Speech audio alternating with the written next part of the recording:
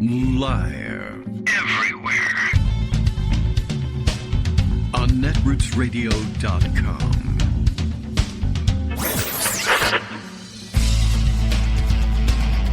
David Waldman. Kagro. In the mornings. Now, here's David Waldman. Hey, good morning, everybody. How you doing? We're going to pretend that today is Wednesday, May 14th, 2025, although you'll probably hear that we're just as underwater as we were on what turned out to be May 13th, Tuesday, because we're pre-recording so that we can take the day off and not leave you without fresh content. Although, as I contemplate what we might discuss, I realize, well, it won't exactly be fresh content because there's just so much more to say about the most amazing event of presidential corruption ever that I just had to continue with it. I left off during the last program, and this was what was so convenient about recording the new one. This is essentially like an extension of the other show, but there will be other material. There will be other things, and hopefully we'll get to some of the other items that we didn't get to discuss on yesterday's wink wink show. But we left off when we left you yesterday with, in the middle of Heather Cox Richardson's May 12th edition of Letters from an American, that ends up making a transition into something that I meant to cover and we mentioned yesterday and didn't get a chance to discuss, and is still relevant because Donald Trump is still on his bagman journey, I guess, to the Arabian Peninsula, collecting bribes from 3 Arabian states and maybe some hostile fire from another one. That's where we didn't get to yesterday. But we left off in reading Heather Cox Richardson's thing, essentially with her restatement and borrowing from previous statements from congressional Democrats about how difficult and confounding international bribery of the president and the president's family can be. Looking back on Jared Kushner's collection of the bailout of his Fifth Avenue building, the collection of $2 billion worth of investment funds for his hedge fund project startup, and that, anyway, this will all eventually be perhaps dwarfed by what Donald Trump collects for himself when he goes shopping in the beautiful luxury department store of the Arabian Peninsula. So, let's see. We left off saying, oh, of course, golly, it's amazing that Republicans spent the 4 years of Democratic President Joe Biden's term calling to impeach him for allegedly accepting a $5 million payment from Ukraine, let alone billions. The source for that story, of course, later admitted to making it up and pleaded guilty to lying to the Federal Bureau of Investigation about it. And yet the Republicans are silent now, with the bribes being thousands of times larger, like literally a $5 million payment, even had it been true, which it turns out it wasn't, is going to be 1,000 times smaller than the $5 billion payment that they're getting just for the building of the crazy golf course in Dubai. And by the way, pointing that out, in case you were wondering, yeah, this is just an opportunity to bestow gifts on the Trump family. It doesn't even become clear at any point what the Qataris or Saudis or Emiratis are interested in return from Trump. It's just, take this golf course. We'll build it, put your name on it, make it yours. Take this $500 million plane, whatever, make it yours. Anyway, after the weekend, Monday started, she says, with the administration's announcement that it has agreed to a 90-day pause in the 145% tariffs Trump imposed on Chinese goods and on the 125% tariffs that China imposed in retaliation. Both nations, well, this is a misstatement mathematically, but you get the idea. Both nations will cut tariffs 115% during that period, bringing the U.S. tariffs on Chinese goods to 30% and the Chinese counter tariffs to 10%. The stock market actually rose on that news. That's kind of surprising all by itself, but that's just because, well, relative to the garbage we had, this smaller pile of burning garbage is better. That'll help the stock market. While the administration hailed this as a breakthrough agreement, as economist Paul Krugman pointed out, this wasn't a case of China backing down. China's tariffs were a response to Trump's, which threw the U.S. economy into a tailspin. When Treasury Secretary Scott Bessent indicated Trump wanted a way out, China agreed. Quietly scraped into the memory hole, that's an interesting way of putting it, is Trump's insistence, by the way, that his high tariffs would bring old-fashioned manufacturing back to the United States. Oh, it turns out that they weren't industrial policy after all. We can lower them by 115%. And also, by the way, they weren't much of a profit center after all, or else it wouldn't have been thrown overboard so easily. Basically, none of the reasons that Trump said he imposed the tariffs worked out. So it was fine for him to scrap them because none of those reasons were real anyway, I would say. Still, Krugman notes a tariff of 30% on goods from China is still really, really high. Combined with the 10% across-the-board tariffs Trump has imposed on goods from other countries, Krugman estimates that the average tariff is up about 10% since Trump took office, from about 3% to about 13%. Krugman also notes that the tariffs have only been paused, allegedly, making economic uncertainty worse. Trump appears to relish uncertainty because it keeps attention glued on him. Such uncertainty is good for television ratings, but terrible for the economy, as executives cannot plan for the future.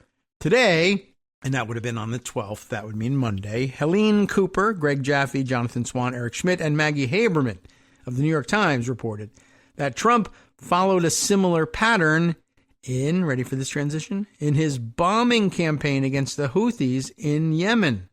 He thought he could stop Houthi attacks on shipping in the Red Sea by bombing the Houthis, and he expected results within 30 days. I don't know if it's necessarily unrealistic to think you could bomb the Houthis into submission. You probably could. You might need more bombing than this, and I don't advocate for it, but I guess you could think that. You'd kill almost all of Yemen along with them, but yeah, Americans do that. 30 days? Oh, I don't know. Probably not. Well, anyway, it turns out no. After 31 days, these journalists report, the U.S. didn't even have air superiority over the Houthis, much less having bombed them into submission. They shot down 7 U.S. drones, each of which cost about $30 million, and they continue to fire at U.S. ships. In the first month, the U.S. campaign cost about $1 billion and lost 2 $67 million aircraft. By the way, that's now up to 4, I believe. 3 aircraft, but then a 4th incident being a collision with another, boat. But anyway, eager to get out, Trump agreed to stop the bombing campaign in return for the Houthis leaving U.S. ships alone, but without any promises from the Houthis to stop the more general attacks that had led Trump to start the U.S. strikes in the first place. So, good deal. On May 5th, Trump ended the operations and declared victory. For their part, the Houthis posted on social media, "Yemen defeats America." Well, that's the way they would view it, don't you think? I had mentioned yesterday, wink, wink, that I had a New York Times piece that might be worth reading under the headline, "Why Trump Suddenly Declared Victory Over the Houthi Militia." The militant group in Yemen was still firing at ships and shooting down drones while U.S. forces were burning through munitions. And that is the piece that she's referring to by Helene Cooper, Greg Jaffe, Jonathan Swan, Eric Schmidt, and Maggie Haberman. And it, too, might make an interesting bit of reading. Although, maybe more interesting to me is the alternative thought that I had at reading the headline, "Why Trump Suddenly Declared Victory Over the Houthi Militia." The actual answer, I think, that's being laid out here, and we'll read the Times piece to make sure, is, well, it wasn't working. We were spending too much money, losing too many planes, and finding that Houthi missiles were, I still think, surprisingly effective, at least at disruption of American air defenses and air offense as well. That they were able to shoot down drones, that they were able to cause such disruption that we ended up losing 3 F-18s for various reasons. That's a pretty successful campaign for an otherwise pretty low-tech military. But then I thought, well, even if they're not able to actually, fire on and hit U.S. warships, they're able to make them take evasive maneuvers such that airplanes fall off the deck of an aircraft carrier. Like, that's bad. So it occurred to me, well, one other reason why Trump might suddenly declare victory and end up making a otherwise useless deal with the hostile forces is to get them to stop shooting. Well, let's say they stop shooting at U.S. ships. But as the article reveals, they haven't said, well, that doesn't mean we're going to not shoot at other ships that are perhaps U.S. allies. And in fact, anything that they think might benefit Israel, minus, presumably, if they decide to honor the deal, U.S. ships. I don't know whether they're going to honor it or not. I don't know. But another good reason to declare victory, or to at least cease hostilities with the Houthis, is the Houthis are, of course, what's the problem with it? They're firing missiles all over the Arabian Peninsula, like currently. And this is the time that Trump has scheduled to fly all over the Arabian Peninsula. And if the sky is full of Houthi missiles, well, that sucks for people who want to stay alive, or at least undisturbed. The likelihood of the relatively low-tech Houthi missiles getting past or otherwise defeating or confounding the defense capabilities of Air Force One, I assume pretty slim. But then, I also thought pretty slim are the odds of an F-18 falling off the deck of an aircraft carrier because it has to turn hard because missiles are coming. Like, it's supposed to be well protected from the missiles. Don't turn hard. You don't have to. The other ships in the battle group will take care of incoming missiles, but apparently not. And so, though the likelihood of shooting an Air Force One out of the sky with any missile, much less the lower tech Houthi missiles, is probably near zero, you don't really want the president's plane taking evasive maneuvers while on an overseas trip. Even if you're only on the overseas trip to pick up cash payments and bribes and make deals that should be illegal and unconstitutional. That's not what you want as a headline. And presumably, you also don't want, even if everything's fine, we didn't even have to take evasive maneuvers. We deployed our defensive countermeasures and the missile but we didn't even break a sweat. Well, it wasn't anything. I assume that national security officials would try their best to prevail upon the president and the people around him that, look, we don't want to make a public demonstration of the deployment of and reveal the specifics of Air Force One's defensive capabilities. It's cool to brag about, we have the most awesome this, that, and the other thing. And that serves its purpose. But you don't want to be seen deploying it. Sure, it'll be, in all likelihood, a successful deployment, and you'll be able to brag on how effective it is. But everyone in the world, including our adversaries, will then see at least some of our defensive capabilities in a real-time demonstration, and that's not good for keeping them guessing. And it would be worth almost anything not to demonstrate and give away the defensive capabilities of Air Force One in front of everybody under a hostile situation. It would be worth almost anything, even making a dumb deal that doesn't gain the United States anything with foreign hostiles who, as you keep pointing out, are Hamas supporters. But on the other hand, does it really worry you that you'll be accused of making a deal with Hamas supporters, given that one of the countries you're visiting are Hamas supporters, and you will be in Qatar at the same time as Hamas's leadership? Does that not bother you? No? Okay. Well, then, let's just put it this way. It would be better if we didn't have to use Air Force One's defenses, and if you think that you can get the Houthis to agree not to fire at your plane while you're there by doing something, whatever it is, even if it's stupid, you should do it.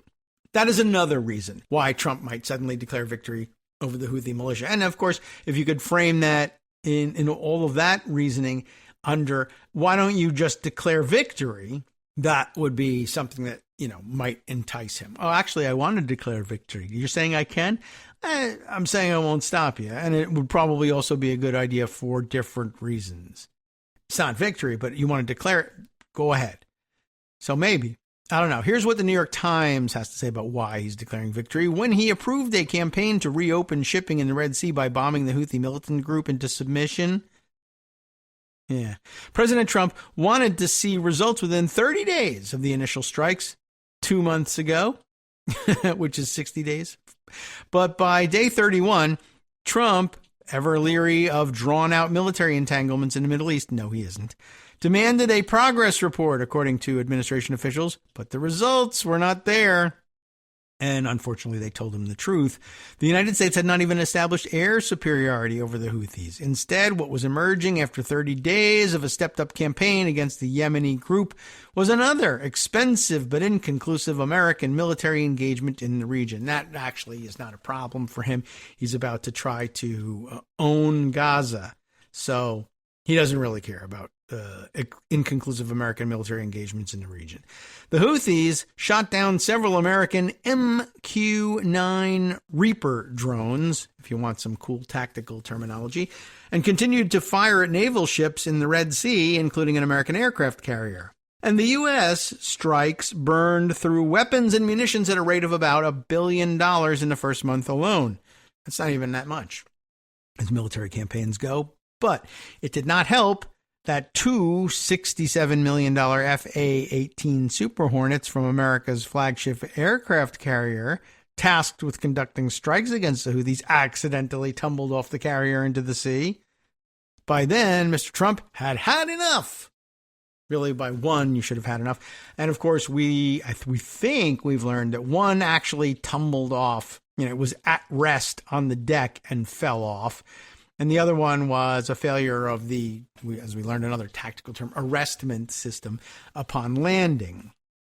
Anyway, Steve Witkoff, Trump's Mideast envoy, was already in Omani-mediated nuclear talks with Iran and reported that Omani officials had suggested what could be a perfect off-ramp for Mr. Trump on the separate issue of the Houthis. According to American and Arab officials, the United States would halt the bombing campaign, and the militia, the Houthis, would no longer target American ships in the Red Sea, but without any agreement to stop disrupting shipping that the group deemed helpful to Israel.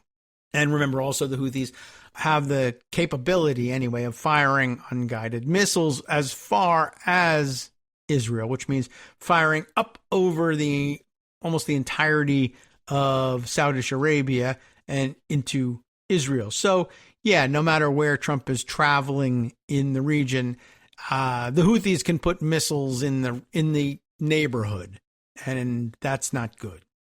U.S. Central Command officials received a sudden order from the White House on May 5th to, quote, pause offensive operations. Announcing the cessation of hostilities, the president sounded almost admiring about the militant Islamist group, despite vowing earlier that it would be, quote, completely annihilated. We hit them very hard, and they had a great ability to withstand punishment, Mr. Trump said. You could say there was a lot of bravery there. What was wrong with you? He added that they gave us their word that they wouldn't be shooting at ships anymore, and we honored that.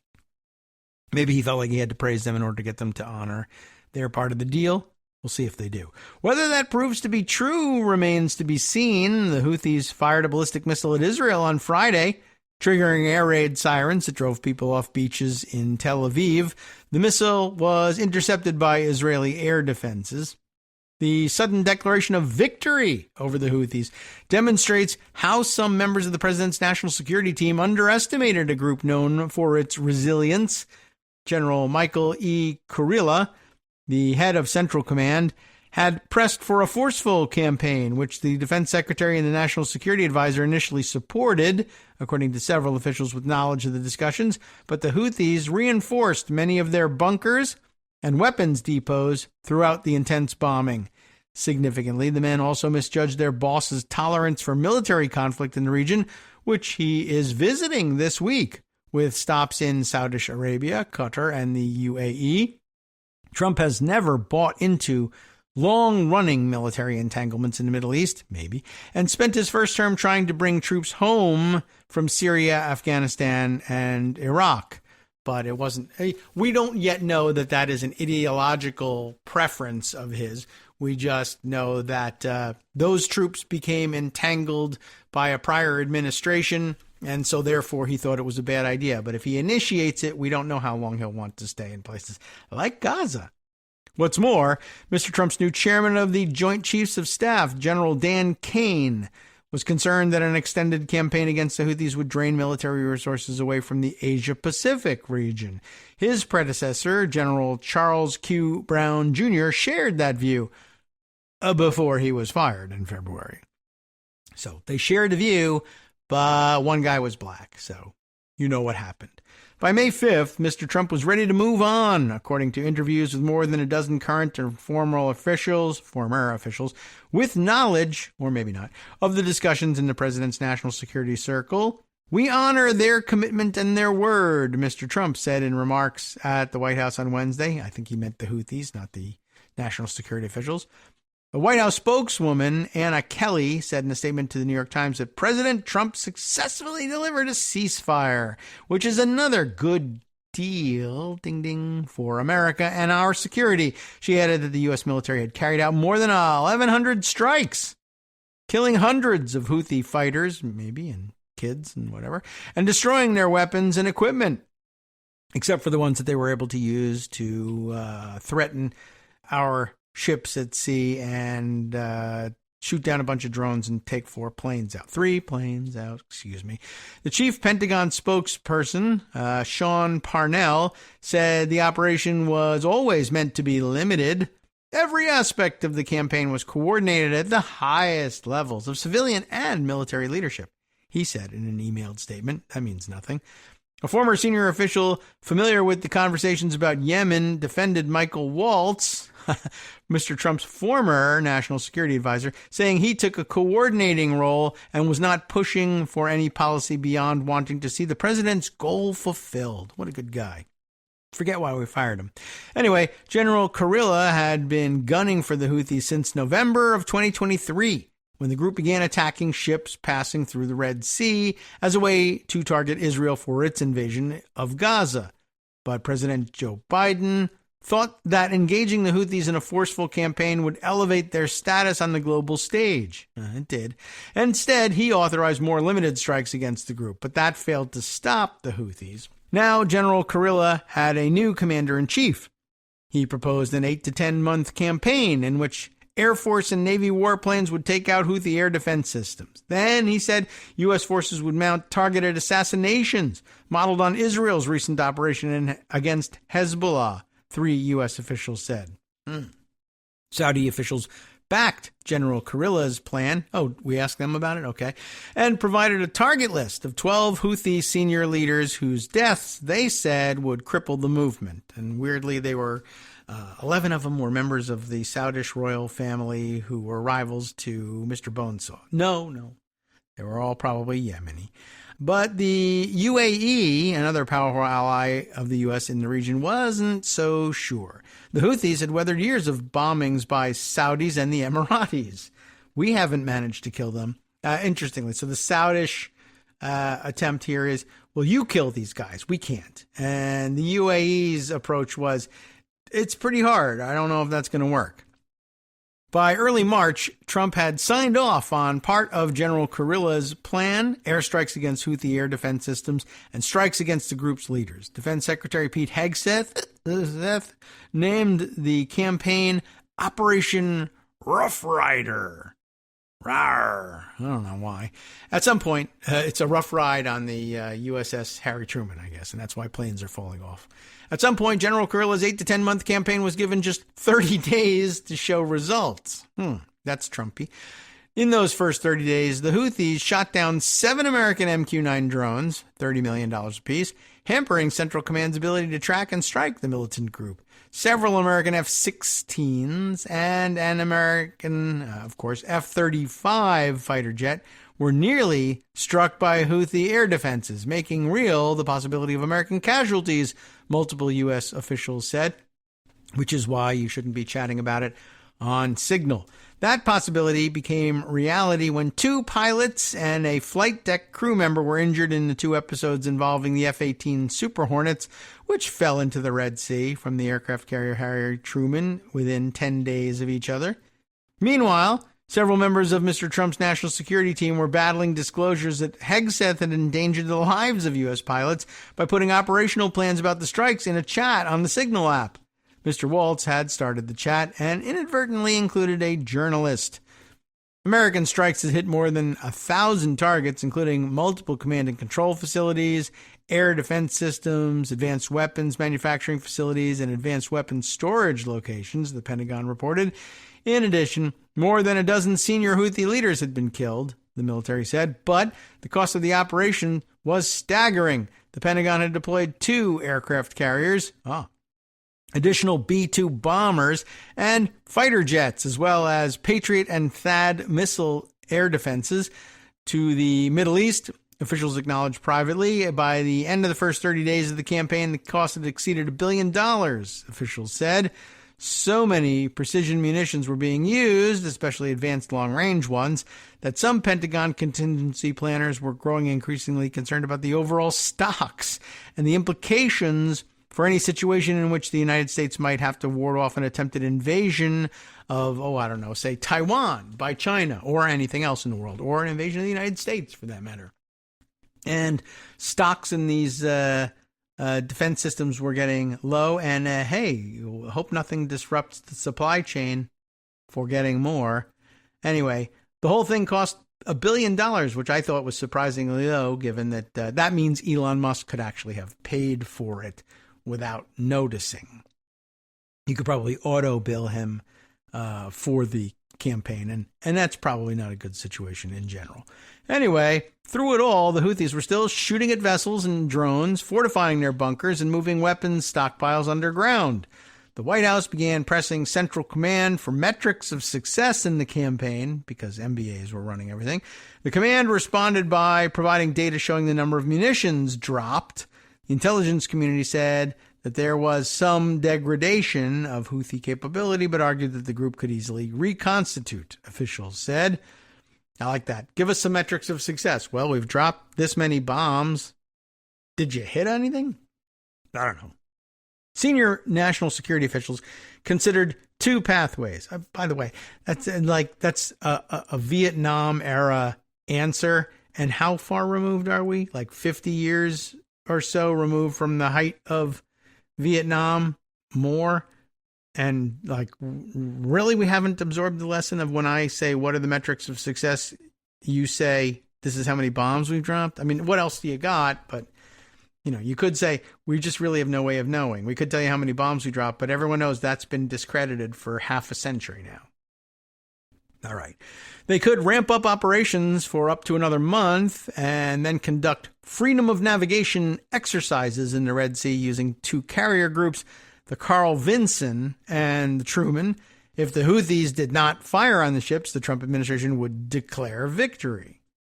I mean, a good thing to do there plan-wise would be don't fire at the American ships because we can't hardly hit them, although it's been fun watching the planes fall off the deck, but just don't do it, and then they'll say, we won, and they'll go away, and then we'll shoot at whatever's left. Or, officials said, the campaign could be extended to give Yemeni government forces time to restart a drive to push the Houthis out of the capital and key ports. In late April, Mr. Hegseth organized a video call with Saudi and Emirati officials and senior officials from the State Department and the White House in an effort to come up with a sustainable way forward and an achievable state for the campaign that they could present to the president. But then he accidentally gave an invite to the video call to, I don't know who. And it doesn't matter because the group was not able to reach a consensus, U.S. officials said. And so did Good Housekeeping magazine, which was somehow on the call. They reported it. Now joining the discussions on the Houthi operation was General Kane, Trump's new Joint Chiefs chairman, who was skeptical of an extended campaign. General Kane, aide said, was concerned about the supply of assets he thought were needed for the Pacific region. I need a war there. Also skeptical of a longer campaign were Vice President J.D. Vance, the Director of National Intelligence Tulsi Gabbard, Secretary of State Marco Rubio, and Trump's Chief of Staff Susie Wiles. Who? Mr. Hegseth, meanwhile, people with knowledge of the discussion said, went back and forth, arguing both sides. Okay, he's double-fisting it. But Mr. Trump had become the most important skeptic, of course. On April 28th, the Truman was forced to make a hard turn at sea to avoid incoming Houthi fire, several U.S. officials said. You shouldn't say as much, but they did. The move contributed to the loss of one of the Super Hornets, which was being towed at the time and fell overboard. That same day, dozens of people were killed in a U.S. attack that hit a migrant facility controlled by the Houthis. Great. According to the group and aid officials. We're really admitting to that? Holy cow. Then on May 4th, a Houthi ballistic missile. I mean, by the way, are we not meant to read that closely? Like, it was controlled by the Houthis. Oh, so, yeah. But it was a refugee center? We killed dozens of people in a refugee center? And that's okay because, well, the Houthis ran it. Were Houthis in it? No? Well, okay. Then that's not great. Then on May 4th, a Houthi ballistic missile evaded Israel's aerial defenses and struck near Ben Gurion International Airport outside Tel Aviv. On Tuesday, 2 pilots aboard another Super Hornet, again on the Truman, were forced to eject after their fighter jet failed to catch the steel cable on the carrier deck, sending the plane into the Red Sea. By then, and that is not clear about whether or not the cable failed or they missed it. By then, Mr. Trump had decided to declare the operation a success, so it didn't matter that there was this failure. Houthi officials and their supporters swiftly declared victory too, spreading a social media hashtag that read, Yemen defeats America. Okay, so no mention, of course, of the worries about his plane being shot at while he's there. You know, and you can't really express that. But, I don't know, to me, that seems like a fairly likely hidden agenda in terms of why the United States might try to broker a deal that seems so dumb on its surface and secures us, in reality, virtually nothing. Okay, so I had mentioned before, I think, and certainly yesterday, that Elon Musk was along for the big trip to Saudi Arabia and Qatar and the UAE for some reason. And, well, it turns out he's not the only one. Although I did see the report in what was, I guess, BBC's ongoing updated live blogging, essentially, live coverage of the visit. And the part that I had put aside was this clip here. Elon Musk among VIPs attending Riyadh lunch. Elon Musk, President Trump's advisor and CEO of Tesla and SpaceX, is among numerous VIP guests attending the lunch in Riyadh's royal court, according to the official participant list. Is that all there is in this particular entry? I think so. But it goes on to say that there are an awful lot of business VIPs. And as a matter of fact, I put aside this Blue Sky post from Art Candy, Candee. It reads, it's not just Elon Musk that went to meet MBS, Mr. Bonesaw, Mohammed bin Salman, and the government in Saudi Arabia. The CEO of BlackRock, IBM, Amazon, Boeing, Google, Palantir, Halliburton, all and more attended with Donald Trump. There is a screenshot here of a list of people who I guess must have been in attendance, and I don't know whether they flew over on Trump's plane or separately, but whatever, they're part of the delegation here, which, remember, apparently has nothing to do with foreign policy, although there was some foreign policy discussion conducted there. So far, they have signed a U.S.-Saudish arms deal, and then more discussion of Donald Trump saying, geez, I hope the Saudis will join the Abraham Accords, which I think we discussed the day before yesterday, and I was like, are they not in it? I thought they had normalized relations with Israel, but apparently they were at some point poised to join those Abraham Accords that were signed actually with other Gulf states and Arabian Peninsula states. They were poised to join it, but then the outbreak of war in Gaza prevented their doing so, I guess, in terms of domestic politics for the Saudish. Anyway, apparently that mentioned in part of Trump's remarks and met with kind of stony silence. So that seems fun. Anyway, so who's there?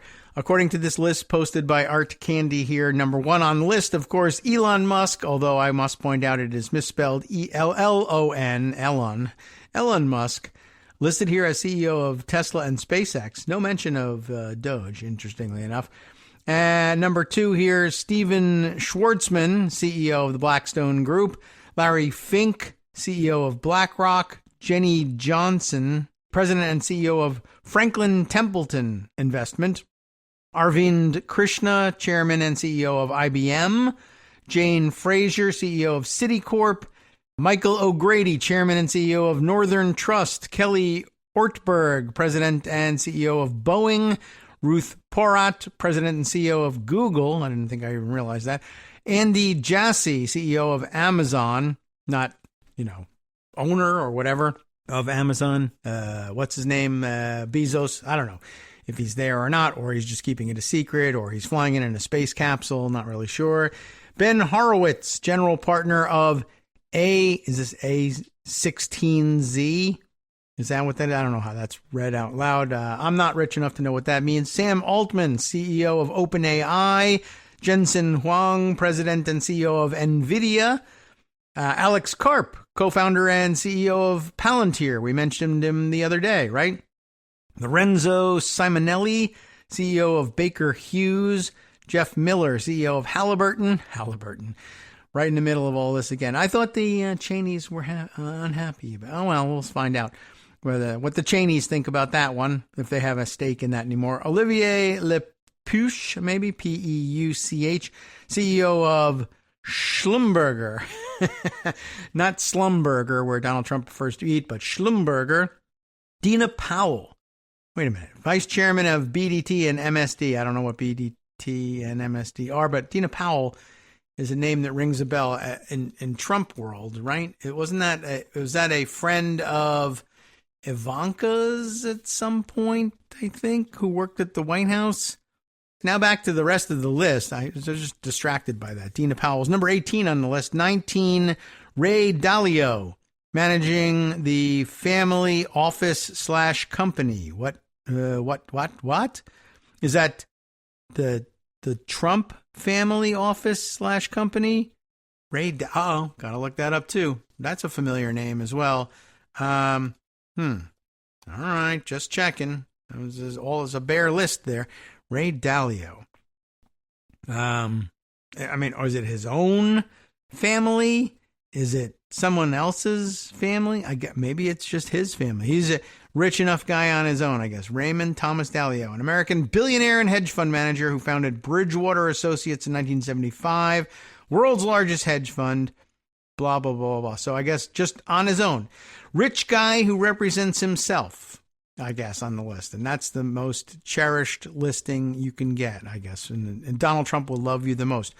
Next up, same designation, Marcelo Claure, C-L-A-U-R-E. I don't know. Sorry, Marcelo. You're rich enough not to care. Travis Kalanick, ex-Uber and founder of Cloud Kitchens. Neil Blue, managing the family office, another just personally rich guy, I guess. John Ballas, services chairman of Kirkland & Ellis. Jake Silverstein, CEO of Enfield Investment Partners. Tim Sweeney, CEO of Epic Games. Kathy Warden, chairman and CEO of Northrop Grumman. James Quincy, chairman and CEO of Coca-Cola. Dara Khosrow Shahi. Oh, my goodness. He's now she, I don't know, CEO of Uber Technologies. Francis Suarez, mayor of Miami, is there. And the list falls apart here at number 29 and 30, and I can't quite make out number 30 here. William something, president and CEO of... Yeah, I can't even read it. All right. Wow. So it's an extensive list of people who may or may not have any real reason to be there, and yet it's happening. Okay, but that does remind me there are other things parked in pocket that are of some interest on that front, including, in case you thought I was kidding when I mentioned it before, I guess yesterday, wink, wink, Elon Musk probably in town to ink Starlink deals. And lo and behold, not even a joke. CNBC has it in their headlines. Elon Musk says Starlink was approved in Saudi Arabia. I can't believe that they managed to get that done. Laura Kolodny reporting for CNBC. Elon Musk claimed Saudi Arabia has approved Starlink, amazingly, for aviation and maritime use in the region, sailing through the deserts, I guess. Speaking at an investment forum during a White House-led trip to the kingdom on Tuesday. And yeah, the whole thing appears to be an excuse to attend a investment forum, which is, I guess, why they brought all the high-powered business people. But it's basically something that the president shouldn't be involved in, but is anyway. Starlink is the satellite internet service owned and operated by Musk's aerospace and defense contractor SpaceX. SpaceX recently began offering its Starlink hardware for free outside the U.S. in a bid to win new subscribers. It's a great business model, and that's why he had to fly to Saudi Arabia to give away more free stuff. I suspect not. Musk also briefly discussed his other business ambitions in the region, promising to bring Tesla robo-taxis to Saudi Arabia at an unspecified date, probably 2 weeks. I think it would be very exciting to have autonomous vehicles here in the kingdom, indeed, if you're amenable, Musk said. Very solicitous. And others pointing out, hey, he didn't show up in his T-shirt, overcoat, and hat that he usually does at American cabinet meetings. He showed up for a meeting with the Crown Prince and put on a nicer look, a suit and tie. I guess they demand that there, and when it's a foreign investor, Elon jumps. Musk also said he showed several of Tesla's Optimus humanoid robots, now in development, wink wink, to Trump and Saudi Arabia's Crown Prince Mohammed bin Salman bin Abdulaziz Al Saud. Give us the whole name on that one. Tesla has been telling investors for years that self-driving cars and humanoid robots are the key to its future profits. Oh well. Tesla's Optimus is not yet in production, and competition abounds in humanoid robotics. The Tuesday event featured President Donald Trump and U.S. tech executives from companies involved in artificial intelligence, defense, semiconductor manufacturing, etc. And also, I don't know, for some reason, Coca-Cola and people representing their personal family business offices. You tell me what's going on. At the same event, NVIDIA CEO Jensen Huang announced the U.S. chip maker will sell over 18,000 of its latest artificial intelligence chips to Saudi Arabian company Humain, Humain. No idea what they're about, but probably kill us all. The Trump and tech executives' visit to Saudi Arabia comes as the White House works to strike trade deals, ding ding, following the president's sweeping and ever-changing trade and tariff policies. Trump received a lavish welcome from the oil power and secured a $600 billion commitment from Saudi Arabia to invest in the U.S. on Tuesday. Wasn't that great? We've got their commitment that they are going to come here and mine us for resources. We're going to invest money, which we expect you to return to us with a profit. Thank you. Thanks so much for a $600 billion commitment, maybe, sort of, kind of. All right. He also agreed to sell Saudi Arabia an arms package worth nearly $142 billion, the White House said in a statement. And what the great part about it is that they made these arms and they gave them to me, the United States president, and I sold them to Saudi Arabia. And so, as the salesperson, also I get a commission. So I got $142 billion plus 15% on top of that because they gifted, remember, this was free of charge. The Defense Department gave me the weapons and I sold them. That's just what I was going to bring them to my presidential library, but I decided instead I'd sell them to my friends. In addition to his collection of companies, Musk has been a key advisor to Trump, running the so-called, I would add, Department of Government Efficiency, except not running it or claiming that he doesn't run it when whoever runs it might get into trouble. Saudi Arabia's Kingdom Holding Company and the private office of Prince Alawid bin Talal own a stake in Elon Musk's newest major venture, XAI, which he recently merged with X, which was formerly Twitter, which makes no sense for anybody. In 2022, when Musk led a leveraged buyout of the social network known as X, now known as X, Senate Democrats had called for an investigation into Saudi Arabia's role in that deal, citing national security concerns. But never mind all of those. And what can I tell you? Mr. Bonesaw is there welcoming both Trump and Elon Musk and this other cadre of wealthy billionaires and business people. They might strike a deal in which they decide to split Elon's assets among them and just roll them up in a carpet and be done with them, or everybody continues on and exploits the rest of the world and divides up our wealth and slowly murders us all. By the way, I also did see, embarrassingly enough, that on display somewhere on, I don't know, the airport tarmac outside the Economic Forum, I'm not sure, but let me grab this blue sky post here from Olga Nestorova. As part of the red carpet treatment, it says Saudish, I would add, officials arranged for a fully operational mobile, health unit, robotics plant? No. Mobile McDonald's unit to accompany President Trump during his stay. According to local reports, the unit was set up near the Saudi royal court. So in order to keep the trained orangutan happy, I guess, look what we brought you, sir. Because you love ultra luxury, your own McDonald's. It's a tractor trailer truck with a couple of, rickety steps leading up. They decorated up the trailer of the truck nicely with some sort of wood paneling outside and then the McDonald's logo. I don't know that Trump can actually make it up those steps. They're kind of steep, but it's really rather embarrassing that their idea of keeping Donald Trump happy at an international visit where he doesn't own a hotel for him to stay in and eat in is to bring in a mobile McDonald's unit, if that's what it is. I mean, it doesn't, it's dressed up to look like a McDonald's, but honest to God, this is like Wile E. Coyote level free birdseed trap. I mean, if he goes in there, I'm going to go get a hamburger, and then he goes and then just close the doors, they can just drive away, and he goes where? I don't know. That's the end of it. Problem solved. And I don't know whether we thank him for it or not at the end. But anyway, just thought you should know that they definitely thought that Donald Trump would be the kind of person who would take their word for it that that isn't, in fact, a McDonald's, and you can go in and out of there safely and get all the McDonald's hamburgers you want for free.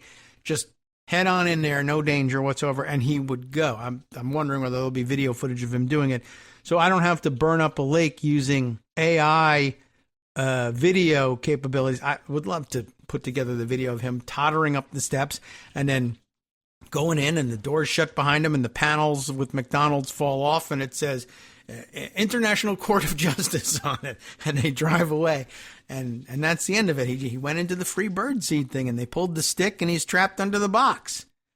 I don't know.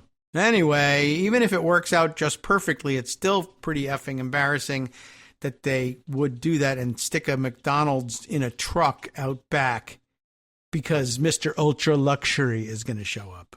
All right, so they're cutting deals. Elon gets a Starlink deal for there, and I guess we're all supposed to be happy. Now, he's got another deal in the works, stateside.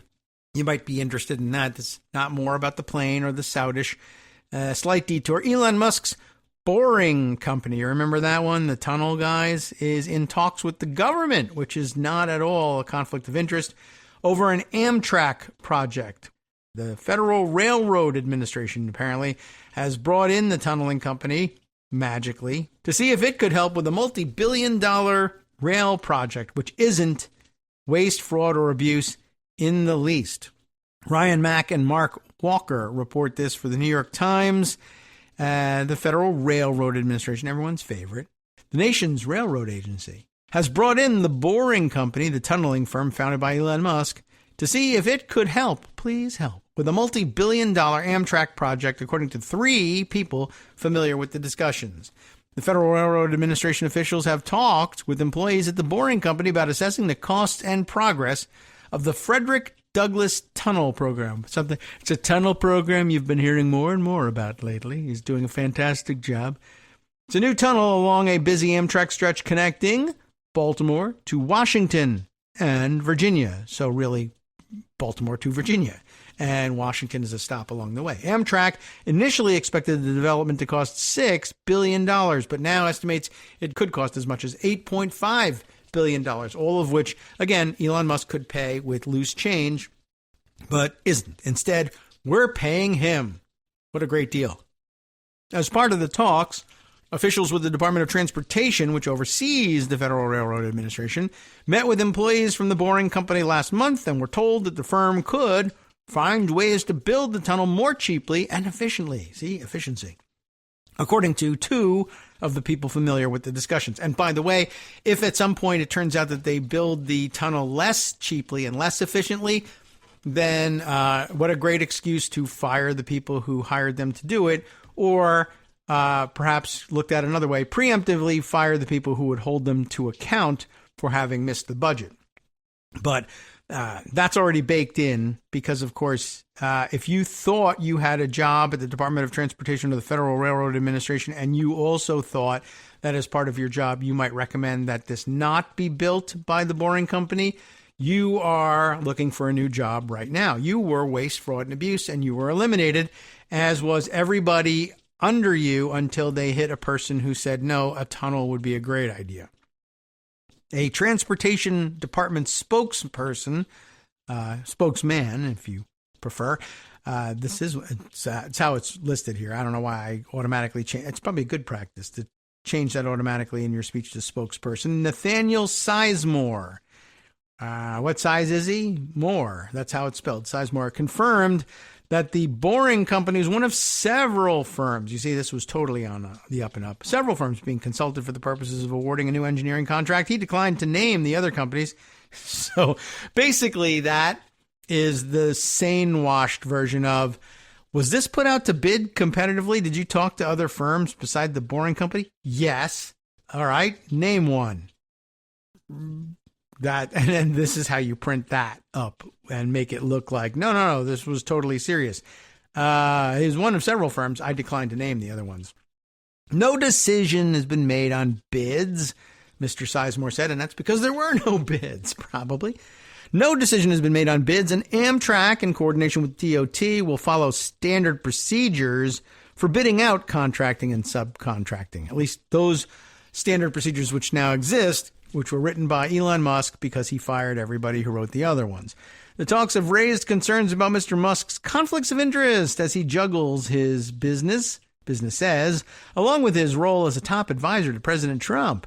Mr. Musk leads or owns at least 6 companies, including electric automaker Tesla and rocket company SpaceX. And at the same time, he has overseen the so-called Department of Government Efficiency, they said so-called, which has slashed jobs and resources at federal agencies that regulate his businesses. In at least a few instances, the conflict of interest had become public. Mr. Trump hawked Tesla cars from the White House lawn in March, while federal agencies have pushed for the wider use of SpaceX's Starlink satellite internet service. Federal agencies, including 51st state Saudi Arabia, unless we're their 12th province or whatever. I don't know how many provinces they have.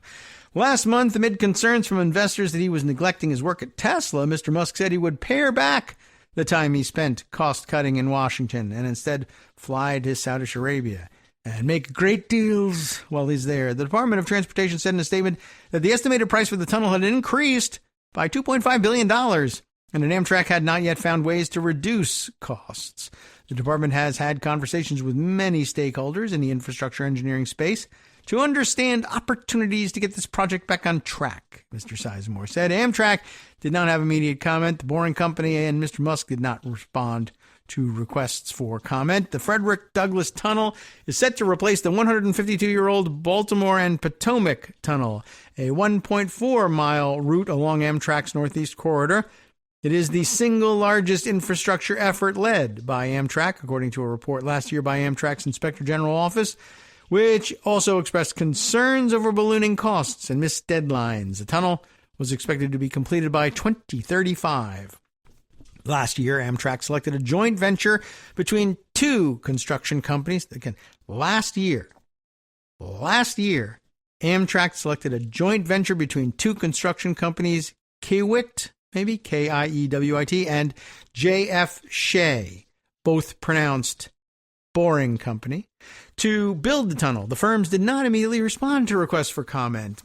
Verizon has the contract to update the air traffic control? No, they don't. Suddenly, actually, Starlink has that. Previously, Republicans, including Senator Ted Cruz of Texas and the current Vice President, J.D. Vance, criticized the awarding of federal funds for the project for favoring northeastern states over the rest of the country. But one of the necessary conditions of building a tunnel between Washington and Baltimore is, of course, that tunnel has to be located between Washington and Baltimore, which, as it turns out, is among the northeastern states. But I guess what they're saying is, why aren't there tunnels being built in Texas and Ohio? And I don't really know the answer to that one. Mr. Musk also attacked Amtrak and other large-scale rail projects. In March, he proposed that the federally owned railroad be privatized, unless, of course, arrangements could be made to pay me. And then they were. And isn't that fantastic? All right. Mr. Musk had attacked Amtrak and other large-scale rail projects because they weren't going to him.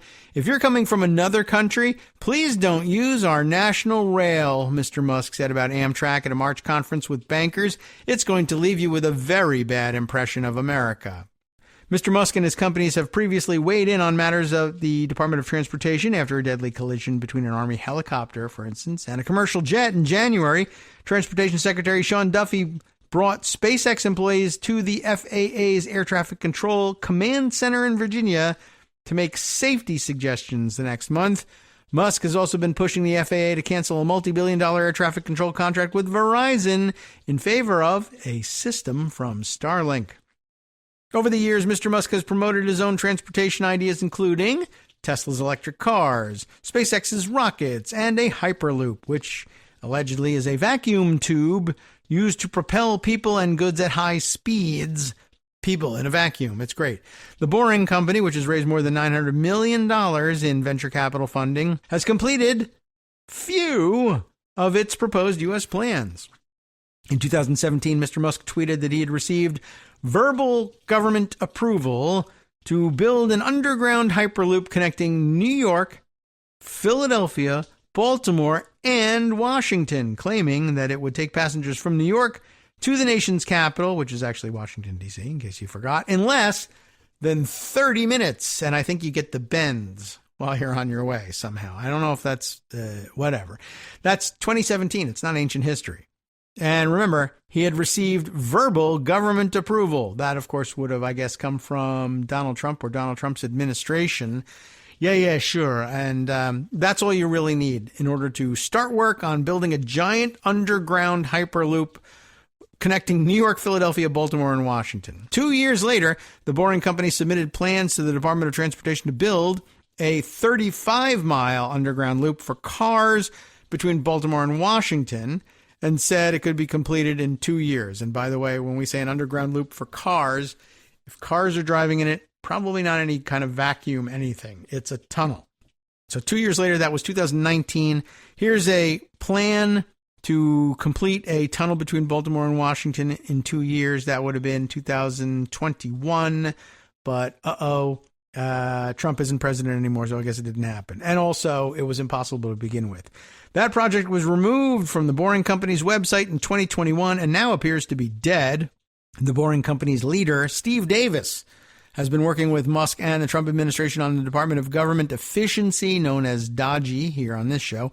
One of the billionaire's most trusted lieutenants, Mr. Davis, was appointed by Musk to head the tunneling company in 2018 and was deputized to execute Mr. Musk's cost-cutting vision for the federal government.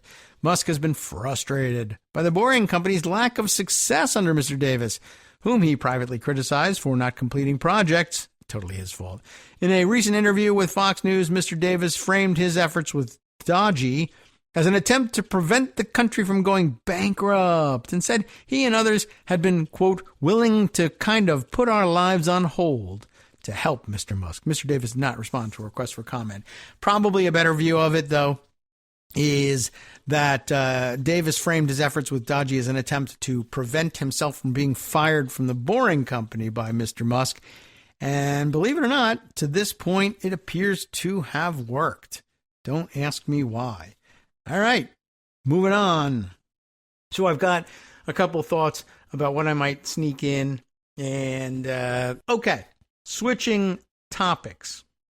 A couple other things that I wanted to get on the record. And you know, here, Empty Wheel, Marcy Wheeler gives us a great opportunity to get a couple of things on the record that are almost all of them individually. These reports are in pocket and we're waiting for a chance to get read. And she's woven them together into a single narrative in an interesting way. So I thought maybe I would read her thing and then say, yeah, I wanted to tell you that story. This, an entry from yesterday, May 13th. Stephen Miller invites John Roberts to be the instrument of his own destruction. What is this about? And she says, she's got a problem like we do here on the show. I meant to write a post on this last week.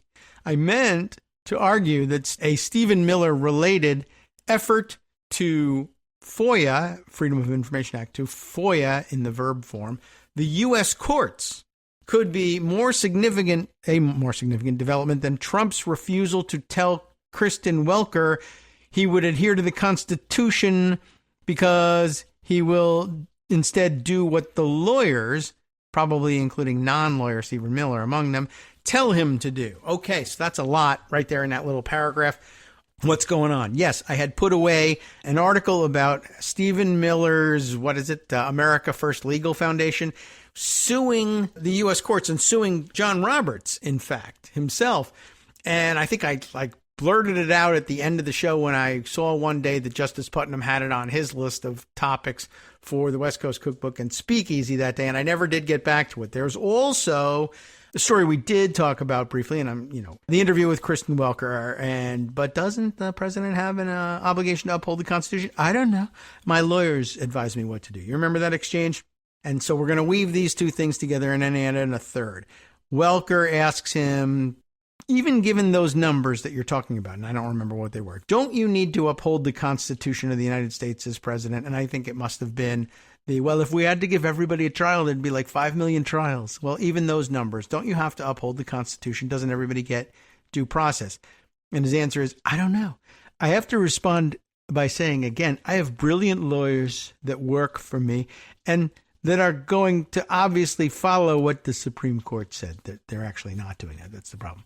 What you said is not what I heard the Supreme Court said. They have a different interpretation, which is just one of the many problems he has with his lawyers. They don't always have their feet on the ground, let's say. Anyway, it didn't happen, she says. I didn't write the post, the one where she was going to talk about all this stuff. But the delay proved useful, as it sometimes does here, because the firings of the Librarian of Congress, yeah, I got something on that for you too, and the Registrar, of Copyrights, not the Register, but Registrar of Copyrights, also in the news, reflect yet another step in the same process. What process is that? Same process that I suspect, Marcy says, the lawsuit could one day join. We're really going to weave a lot of things together on this one. For all the chaos of the Trump term, and at this point so you know about that. I assume you've heard that. Now, we didn't discuss it yet on the show. Firing the Librarian of Congress, I think we mentioned in passing. Registrar of Copyrights, the Copyright Office is actually, I understand, a department, a division essentially of the Library of Congress. So again, are they legislative branch operations? Yes, no, we'll get to that. For all the chaos of the Trump term, after some initial missteps, Trump has proceeded relentlessly to use presidential firings to remap government agencies over which the executive is supposed to have limited or no influence. There has been a certain logical progression. Trump started with agencies entirely within the executive, like USAID, then proceeded to boards and agencies designed to be independent, starting with say, the special counsel, the office of the special counsel.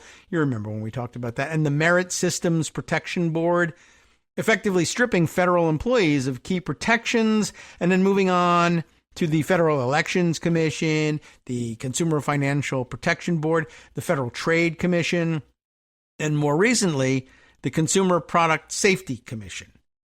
DOGE then started swallowing up independent agencies like the U.S. African Development Foundation and the Institute for Peace. Remember that whole story? Before moving on to Radio Free Europe and the Postal Service. All those efforts are stuck in various stages of legal challenges. Their takeovers may not succeed, but after moving through independent agencies, Trump has turned to an agency of Congress, the Library of Congress. All, by the way, without even telling Republicans that he was coming. This is a clip from the Rolling Stone article on the subject, and the clip reads, Trump's firing of the librarian in particular was so sudden that the move caught several of his Republican allies on Capitol Hill off guard, according to two of the sources, with some GOP lawmakers who helped conduct oversight of the Library of Congress unaware that the White House was going to do it. They learned about the firings in the media and elsewhere, but it's their job to oversee it. But that didn't know. Marcy adds, we're just days into the latest escalation, and thus far, at least, Congress has prevented replacement staffers from taking over the Copyright Office, which, again, is under the Library of Congress. That, too, waiting in the wings in pockets. So let's use this opportunity. This comes from a Wired magazine report. Wired, again, going crazy over there. This is the excerpt. Two men claiming to be newly appointed Trump administration officials tried to enter the U.S. Copyright Office in Washington, D.C. on Monday, but left before gaining access to the building, sources tell Wired. I was initially intrigued. Are these people who really and truly did believe that they were appointed by the president to work there, or are they imposters who actually thought, well, there's a pretty good chance that they'll let us in to do what? I don't know. Their appearance comes days after the White House fired the director of the Copyright Office, Shira Perlmutter, who had held the job since 2020. Perlmutter was removed from her post on Saturday, one day after the agency released a report that raised concerns about the legality in certain cases of using copyrighted materials to train artificial intelligence. Oh, well. Elon Musk and also the rest of the world's billionaire oligarchs, all very interested in, of course, stealing all copyrighted material in the entire world and feeding it into their machines. So that's not going to go over well. There's a little snip here, and she quotes from a different part of the Wired piece that reads, the U.S. Copyright Office is a government agency within the Library of Congress that administers the nation's copyright laws. It processes applications to copyright creative works and maintains a searchable database of existing registrations. Last week, the Trump administration also fired the Librarian of Congress, Carla Hayden, who was the first woman and the first black person to hold the position. The document the two men cited, like when they showed up and said, let us in, we're newly appointed, the document they cited, I guess, as their credentials, also stated that Deputy Attorney General Todd Blanche, who previously served as a personal defense lawyer for Trump and then subsequently became like Deputy Attorney General or something, and he's working at the DOJ, one of the top people at the DOJ now. But he's got a new job, like Marco Rubio. Apparently, Todd Blanche was now said, anyway, to be, I got to prepare for this one, to be the acting. Right, the acting what? Acting Librarian of Congress. Like he's not busy, right? The Department of Justice announced Monday that Blanche would be replacing Hayden, who had been in the job for nearly a decade. White House Press Secretary Caroline Leavitt told reporters that Hayden's firing stemmed from, quote, quite concerning things she had done at the Library of Congress in pursuit of DEI. I think she also said she's also done some very concerning things with children's books at the Library of Congress, which is, I think we mentioned it to you the other day. It's like the standard accusation you make when a librarian needs to be fired, except they don't have, they have a children's reading section at the Library of Congress. She was just giving like the stock librarian answer, which is extremely stupid.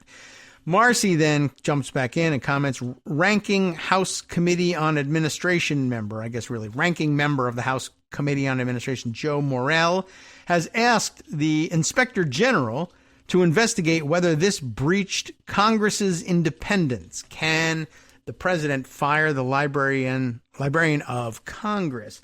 And I think somebody said that they reached the conclusion, actually, that was permissible, but that the idea of the president naming the replacement is a big no-no, or at least a huge question mark.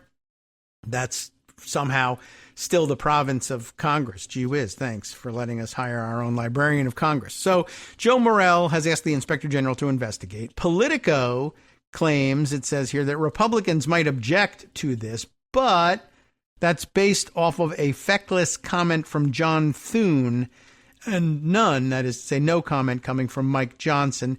The clip here from Politico reads, Senate Majority Leader John Thune said in a brief interview that congressional leaders, quote, want to make sure we're following precedent and procedure, unquote, in naming a replacement for Carla Hayden, the Librarian of Congress, whom Trump dismissed Thursday. Back to Marcy's writing here. Thus far, no one has sued, but it often takes a few days to do so. We're still just at day one on Trump's attempt to take over 2 entities of Congress, with still more entities like the Congressional Budget Office or Government Accountability Office, the latter of which is 2 months into a review of DOGE itself. Trump might want to undercut that outfit next. Okay, the GAO. All right. By the way, still raining here. A day later, still raining and still flowing right out of the gutters here.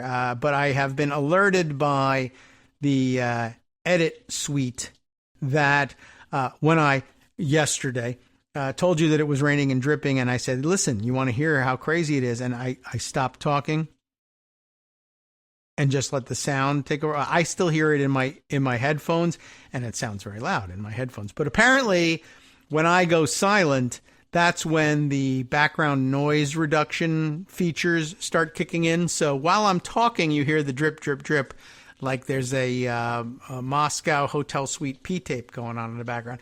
But when I stop talking and say, listen to this, it silences it. So exactly what I didn't want. Anyway, doesn't matter. And hopefully we'll all get through it, and it'll be sunshine and rainbows from here on in. So where were we with this? All right. No one has sued yet, but we're expecting to see it. In the past, so let's all weave all this together. She begins doing this. In the past, such an approach has succeeded in persuading even sympathetic judges that the president can use such firings to remake government. I guess judges sympathetic to the people being fired? I don't know. And the assault on congressional entities matches the model used before. The White House fires someone appointed by the president, in this case, Congressional Librarian Carla Hayden. So I guess that's the bottom line of it. What? But fired by, I thought that was the opposite of what others had concluded. Congressional entities, all right, assault on congressional entities matches the model used before. The White House fires somebody appointed by the president, in this case, Congressional Librarian Carla Hayden. Links to a CBS News report. Let me see if that report offers any clarification of who fires who and how and why. Let's see. Hayden was fired in an email, of course, by the way, very rudely, and I think she got a Dear Carla letter. And I think the length of the entirety of the email was, Dear Carla, on behalf of President Donald J. Trump, I'm writing to inform you that your position as Librarian of Congress is terminated, effective immediately. Thank you for your service. That's it. Anyway, is this, this is interesting too. Okay. Well, maybe this is the initial report of this too. What's the date on this one? May 9th. And I ask that because the piece then reads, the White House informed Librarian of Congress Carla Hayden she'd been relieved of her position, the official said in an email. Robert Newlin the principal deputy librarian and a veteran of the Library of Congress will serve as acting librarian of Congress until the agency receives further instructions from the White House. So that's pretty interesting, because they almost immediately follow up with, no, it's Todd Blanche. So there's two people claiming to be acting, but maybe this is first person. So I'll be acting until you send us an acting, but I don't know. That seems pretty weird. Is there any answer about whether or not, in this article, about whether or not the president is or isn't supposed to appoint the librarian? Or maybe that's a way of sharing responsibility, that maybe you can be fired by one but only hired by the other, or maybe only an acting librarian can be named by president. It's just not very clear. Let me stick, though, with what Marcy had to say, because even though the devil was always in the details, she's weaving together a story here that was valuable, I think. And there's another story to weave in here. So, in the past, right, such an approach has succeeded in persuading even sympathetic judges that the president can do this. The assault on congressional entities matches the model used before, wherein the White House fires someone appointed by the president and then proceeds to claim authority to totally remap the agency, the whole thing, that is, in significant part because it acts like an agency, and courts, including the Supreme Court, have said that the president has unitary authority over agencies. I know that's a little weird, but hold on. If that logic were to continue, it would be unsurprising to see Trump attempt a similar method with the Administrative Office of the U.S. Courts. Well, guess what? That is indeed happening. Indeed, DOGE has already probed the limits of Article 3 authority by including the courts in the weekly DOGE email. Remember that? And the firing, that was the one, tell us 5 accomplishments you made in the last week or you're fired. They sent that to federal judges. And if you thought it was just a mistake, because they thought all federal workers were executive branch employees, I'm not so sure. And I think here, Marcy's trying to argue, no, they were pretty well aware that that was independent Article 3 people. They just thought that they might be able to either get them to comply, which would be fun, or if they got them to comply, they might use it in a lawsuit later to say the courts responded, so even the courts think that they're subject to executive branch control, even though it would say no such thing. But if that logic were to continue, you would see them use it there against the Administrative Office of the U.S. Courts, and indeed they have tried to do that.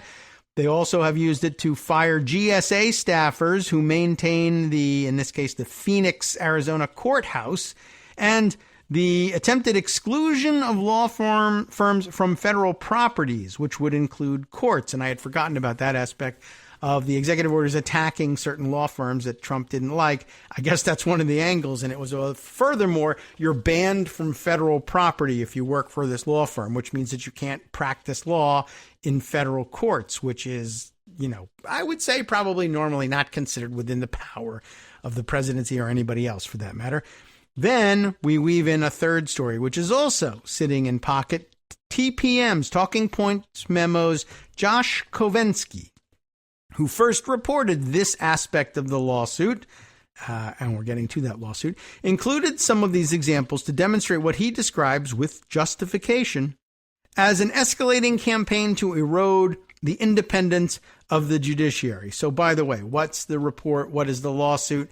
I had it set aside. We never got to read it, but we did see, this is the one that we saw Justice Putnam mention in his lineup. Trump allies sue John Roberts to give White House control of court system. What? A think tank founded by Stephen Miller sued Roberts and the office that administers the judiciary, claiming that the White House should directly run, the federal courts. This was a little odd. This comes back on May 2nd, Josh Kovensky. We got the article here. We could read you the whole thing, although that would be a big diversion. I might have to go back and give you some background depending on what portions of the article Marcy takes here. But here's what's going on, that in relevant part and what gets woven into her narrative here. The executive branch, this is from Kovensky's report, the executive branch has tried to encroach on the power of the judiciary in other ways, too, prompting a degree of consternation and alarm unusual for the normally staid administrative office of U.S. courts. And, I mean, it is what it sounds like. It runs the courts, like the physical plant of the courts. And, you need paper to write your opinions on, we'll get them for you. You need marshals to secure your courtroom, we'll make sure you get them. The desk needs to be polished. You need a new gavel because you broke yours hitting somebody over the head, we'll get it for you. You need a paycheck, we'll get it to you. As TPM has documented, DOGE has already caused disorder at the courts, get it? And sent out mass emails to judges and other judiciary employees demanding a list of their recent accomplishments. Per one recent report in the New York Times, federal judges have expressed concern that Trump could direct the U.S. Marshals Service, an executive branch agency, technically, I would say, tasked with protecting judges and carrying out court orders, could direct them to withdraw protection. These are all facets of an escalating campaign to erode the independence of the judiciary, experts told TPM. The lawsuit demonstrates another prong of it. Close allies of the president are effectively asking the courts to rule that they should be managed by the White House. There's more. Marcy interjects here. It's on that basis that experts Kovensky quotes dismiss the seriousness of this challenge, again, with good justification. It's like using an invalid legal claim to taunt the judiciary. Ann Joseph O'Connell, a professor at Stanford University's Law School, told TPM, to the extent this lawsuit has any value other than clickbait, maybe the underlying message is, we will let our imaginations run wild. Peter M. Shane, a constitutional law scholar at NYU Law School, told TPM, the Trump administration and the MAGA community will let our imaginations run wild in our attempts to figure out ways to make the life of the judiciary miserable to the extent that you push back against Trump. We really do need to read the rest of this TPM article. But against the background of the relentless assault on agencies of government, independent or not, the argument looks very familiar. America First Legal Foundation, Stephen Miller's NGO, his affiliation with which unserious people sometimes used to mistake Miller for a lawyer, situates its arguments in Sheldon Whitehouse's efforts to crack down on Clarence Thomas and Samuel Alito's open corruption. Because the Judicial Conference and Administrative Office of the Courts responded to oversight requests from White House, along with requests from Hank Johnson, the America First Legal Foundation argues that makes them executive agencies. No, it doesn't. It makes them entities that responded to requests for information from Congress. But here's what they're arguing in their brief, in their suit. The Judicial Conference and the Administrative Office are central levers for Senator Whitehouse's and Representative Johnson's lawfare enterprise. The conference and the administrative office have actively accommodated oversight requests from these congressmen concerning their allegations against Justice Thomas and Alito. Under our constitutional tradition, accommodations with Congress are the province of the executive branch. Not really, but they say so. The Judicial Conference and the Administrative Office are, therefore, executive agencies. Such agencies must be overseen by the president, not the courts. Judicial relief here not only preserves the separation of powers, but it also keeps the courts out of politics. Oh, the true separation of powers issue here. The true way of maintaining the separation of powers is to subsume the judiciary to the executive. Yes, right. This is actually, I would say, this is akin to the thing from Miracle on 34th Street, right? If the post office, an official agency of the United States government, recognizes this man as Santa Claus, does it really? Is that because they delivered the letters, he's Santa Claus? Here, because you responded to a request for information, please tell us, I don't even know what they were asking, but tell us something about what Alito and Thomas are up to. It was some form of information we need here for congressional oversight. And they fund the courts, to a certain extent. They have their own funding as well. But anyway, because you answered our question, that makes you an executive branch committee, because usually the only other branch there is, Congress, of course, answers its own questions. The executive is usually the one answering questions from the legislative branch, but now the judiciary has answered questions. So that must mean they're really us. Well, what are you talking about? The Judicial Conference, Marcy then adds, is doing agency stuff. See, answering questions, and therefore must be supervised by the executive branch, this lawsuit contends. And it goes on to make even more such arguments, writing, the federal judiciary is the system of courts.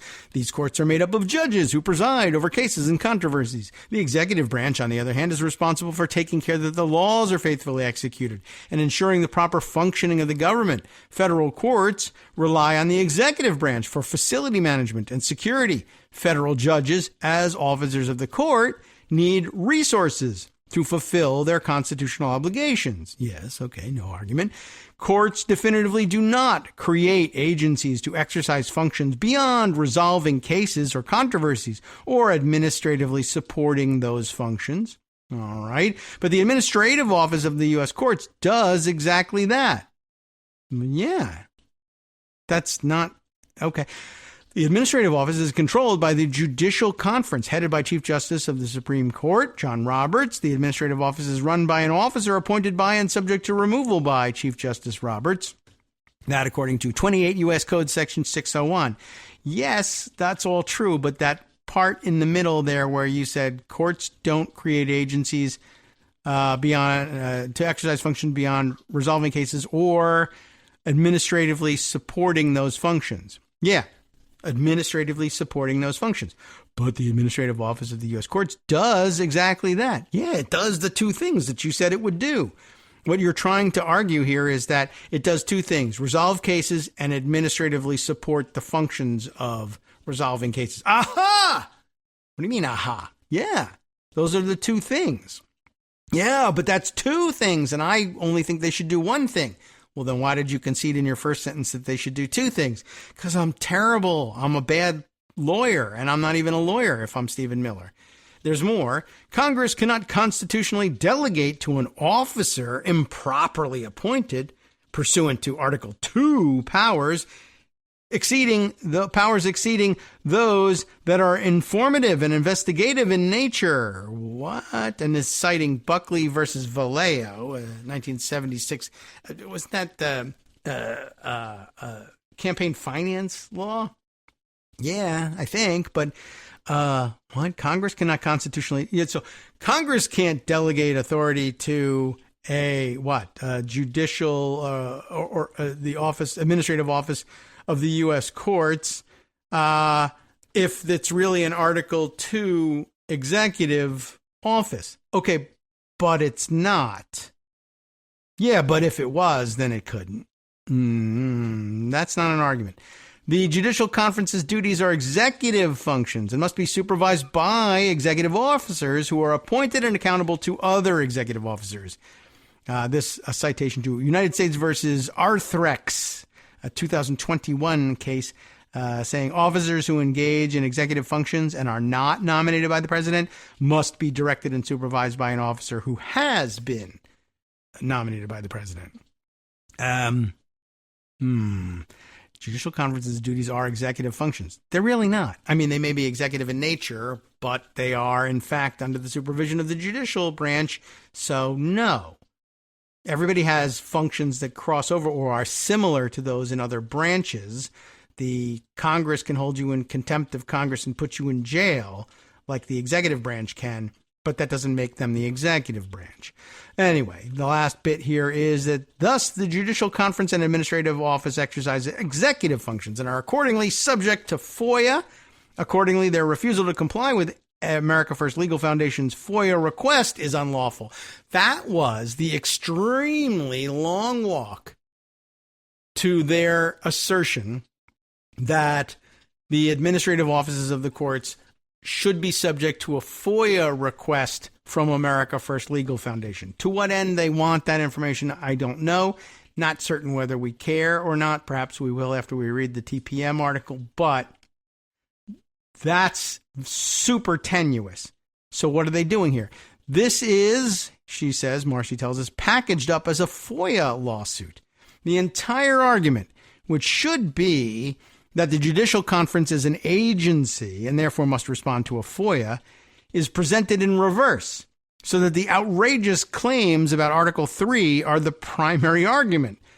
But it also lays out precisely the kind of argument we've seen used to rationalize the takeover of agencies that Congress had set up to be independent. If you do any executive functioning or respond in an executive type way to congressional questioning, you are therefore executive, and we get to subsume you into the executive despite the directive of Congress that you be independent. Right? That's what she's saying. As of right now, Trevor McFadden, the Trumpiest D.C. district judge, and she says, in my experience, McFadden also fiercely guards judicial prerogatives. McFadden's been assigned to the case. On Friday, he invited calls from the parties to ask for his recusal. Anybody want me to recuse? Anybody want to make an argument that I should recuse? His invitation, I guess, reads in part that the undersigned, him, is a member of the Judicial Conference's Committee on Court Administration and Case Management, CACM, apparently. Any party wishing to submit a recusal motion on that basis must do so on or before the due date for defendant's answer. Marcy jumps in again and says, like virtually all other legal challenges, it will take some time to see where this will go. I'm not saying the lawsuit, a naked attempt to get a judge to say the judge's own infrastructure must be relegated to the executive branch, susceptible to takeover, just like the Institute of Peace or Radio Free Europe. Not saying that will succeed. I am saying that it adopts the very same pattern that has been used to subsume independent agencies, the same pattern used in recent days in an assault on Congress's prerogatives. It's possible that the lawsuit, which names John Roberts as a defendant, will clue the SCOTUS in to the use to which Stephen Miller's minions plan to put Supreme Court precedent, including Roberts' own fondness for the unitary executive theory. Notably, Roberts' comment on the import of judicial independence came after this lawsuit was filed, after former subordinates of Trump's top advisor argued that the executive must take over Article 3's bastions of independence. And here a quote from Roberts' comments, or the reporting of Roberts' comments from where? NBC News. Roberts, speaking at a public event in Buffalo, New York, said the independent judiciary is a key feature of the U.S. constitutional system that had not existed in other countries when it was founded. In our Constitution, the judiciary is a co-equal branch of government, separate from the others, with the authority to interpret the Constitution and law and strike down, obviously, acts of Congress or other acts of the president, he said. And that innovation doesn't work if the judiciary is not independent. Its job is to, obviously, decide cases, but in the course of that, check the excesses of Congress or the executive, and that does require a degree of independence. Roberts repeated his concern about the courts again yesterday, so maybe this purported FOIA challenge was a strategically stupid move by Miller's crowd, showing their hands prematurely to the guy most able to swap cards. Or maybe they took it as a deniable first probe into whether they could use with the courts the same tactic used to dismantle the independence of much of the rest of the federal government. None of us knows how this will work out. It might just happen that by alerting Roberts that he's next, after Trump finishes off the Institute of Peace and the Library of Congress, Roberts will look more critically at Trump's arguments in those legal fights, knowing full well that rubber stamping executive authority may rubber stamp the takeover of the courts, or at least the courthouses, in the same way he might look differently at the commission firings, knowing that Jerome Powell might be next. But this is, in my opinion, more than just a troll, more than just an attempt to bully judges. This certainly looks like a test to see whether Miller's minions can extend their thus far successful takeover plan to encompass the judiciary itself. And by the way, or by way of update, an update to the story on the Library of Congress firings, Daniel Schumann, in his piece in his Substack First Branch Forecast, concluding Trump likely can fire the Librarian of Congress. Trump likely cannot appoint an interim replacement. Trump cannot hire or fire subordinates at the Library of Congress. I guess Congress must provide Robert Newland support as he protects the independence of the Library of Congress and its ability to serve all members of Congress. In his own post on it, Chris Geidner reviews some of the precedents. So, okay, we won't go over to see Chris Geidner at this point. But, all right, that's a lot to take in. And you know how Marcy does things. And she assumes you know much more about the background than sometimes we've had a chance to enter. So he assumes facts, not in evidence, sometimes you say. But let's take a look at Josh Kovensky's report on the lawsuit that's been filed here and try to get some background for your consideration. Close allies of President Trump, Miller, are asking a judge to give the White House control over much of the federal court system, just what it sounds like. In a little noticed lawsuit, and it was little noticed, filed last week, now more than that, the America First Legal Foundation sued Chief Justice Roberts and the head of the Administrative Office of U.S. Courts. The case ostensibly proceeds as a FOIA lawsuit, with the Trump-aligned group seeking access to judiciary records. But in doing so, it asks the courts to cede massive power to the White House.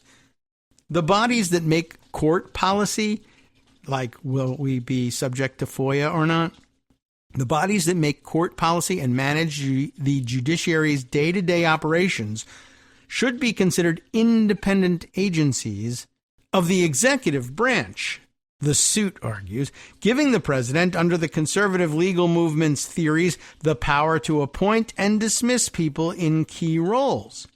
Multiple legal scholars and attorneys TPM spoke with reacted to the suit with a mixture of dismay, disdain, and laughter.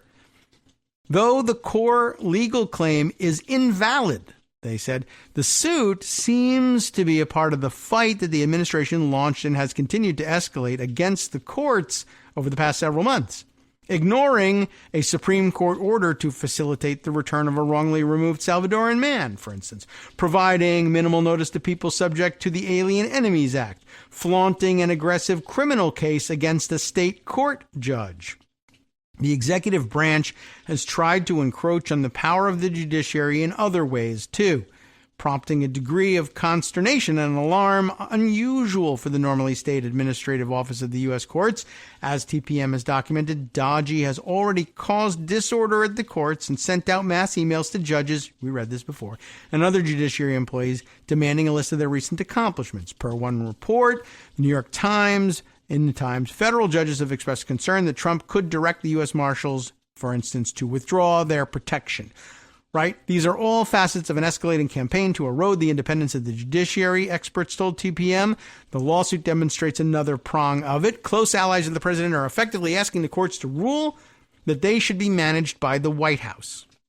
It's like using an invalid legal claim to taunt the judiciary, and Joseph O'Connell, professor at Stanford, told TPM. To the extent that the lawsuit has any value other than clickbait, this is Peter M. Shane at NYU, to the extent there's any value other than clickbait, maybe the underlying message is we'll let our imaginations run wild. Remember that? And that's what will haunt you with here, that we could come up with anything. All right. Next section of the article here, a FOIA from America First. The America First Legal Foundation filed the suit on April 22nd. It came after the group first filed a FOIA request in July of 2024. That's a long time ago. To the Judicial Conference of the United States and the Administrative Office of U.S. Courts, asking for, quote, all records referring to or relating to 1. Clarence Thomas, or 2. Samuel Alito. That's going to be quite a bit of paper, I would imagine. And all communications with Senator Sheldon Whitehouse and Representative Hank Johnson starting in April of 2023. Both Democrats have led investigations into the influence of wealthy political donors' money on the court, the conservative legal movement's long-term plan to capture the high court, and alleged ethical violations by Justices Thomas and Alito. The Judicial Conference, which is composed of senior federal judges and operates an array of committees, sets policy for the judiciary. Ethan V. Torrey, legal counsel of the Supreme Court, they have their own, believe it or not, rejected the request in a September 2024 letter per an exhibit filed along with the complaint. And it's pretty short and sweet, and the whole thing is displayed here. Well, Daniel Epstein filed that FOIA request, as you know, and is listed as the lead attorney in the lawsuit. Epstein currently represents President Trump in his personal capacity in the lawsuit against CBS over that 60 Minutes interview with Kamala Harris. Stephen Miller, the longtime Trump aide, the one you were thinking of, founded the America First Legal Foundation in April of 2021, describing it as the long-awaited answer to the ACLU. Over the next few years, the group succeeded in slowing down or blocking several Biden administration policies, often by filing in the Northern District of Texas's Amarillo courthouse, which is presided over by a judge, and only one judge, who is notably receptive to conservative arguments. You know who that is. Its priorities often match those of Trump's second term.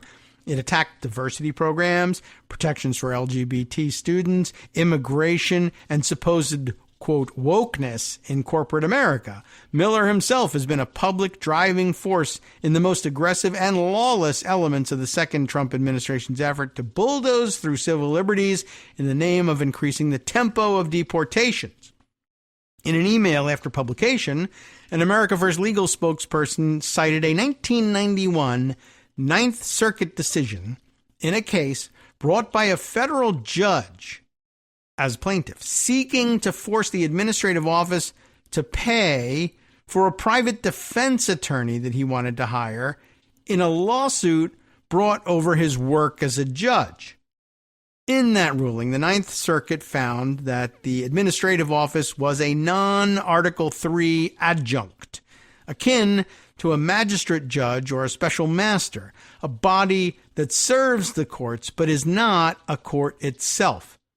America First Legal didn't immediately reply to follow-up questions from TPM about whether it could address its claim that the Judicial Conference is also an independent agency of the executive branch.